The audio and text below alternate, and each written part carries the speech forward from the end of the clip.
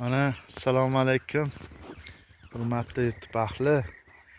Mana kartoshkalarimiz, palaklar yotib qoldi. Endi xudo xolisa bugun yomg'irli kun bo'layapti. Mana ochiq dalalardan bir 10 kun 15 kun oldin chiqyapti. Klyankadan bir 10-15 kun natijasi yaxshi. Xudo xolisa yomg'irdan keyin buni kavlaymiz. Mana palaklarimiz ancha yotib qolgan. Yer ham yorilgan. Hosildorligini endi ko'ramiz va sizlarga qo'limizdan kelgancha yoritib boramiz. Kimgadir yoqsa, mana shu biyogumizga pishirilgan kartoshkamiz mana.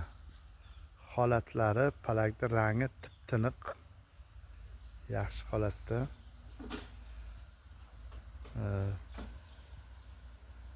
Sog' bo'lingizlar, omon bo'lingizlar.